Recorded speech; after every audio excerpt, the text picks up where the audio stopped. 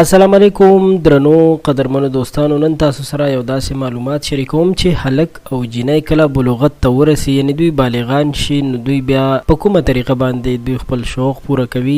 آیا دغه کار یو حقیقت دی او کنه، او دوی څنګه په دې کارونو کې مبتلا کیږي؟ دا ټول معلومات به تاسو ته په دې ویډیو کې درکوم، خو مهرباني وکړئ ویډیو تر اخره وګورئ. دا ویډیو د یو تعلیمي یا ایجوکیشنل سوچ په باره کې تاسو سره شریکوم. قدرمنو دوستانو، تاسو ته معلومه وي چې هلک کله 14 یا 15 کالو ته ورسي نو هغه بالغ شي، او همدغسې جینۍ چې کله 12-14 کلونو ته رارسیږي نو هغه بالغه شوې وي. په دې دوران کې د زندګۍ دا تګ و دوړ چې کله تیریږي، نو په دې وخت کې دوی چې کله بالغ شي، د بالغېدو سره سم د دوی په وجود کې یو قسم هورمون را پیدا شي چې هغه د دوی د وجود مختلف ځایونه داسې سپړي چې دوی ورسره د بلوغت احساس وکړي، او دې سره سره د دوی په وجود کې داسې ستړیا را پیدا کیږي چې دوی بیا د شوق احساس کوي او هغه ختمول غواړي. نو قدرمنو دوستانو، تاسو ته معلومه ده چې مونږ تاسو الحمدلله مسلمانان یو، مونږ تاسو د غلط کار کولو تصور او سوچ هم نشو کولی. نو په دې دوران کې په کار ده چې خپل بچو ته اسلامي تعلیمات ورکړل شي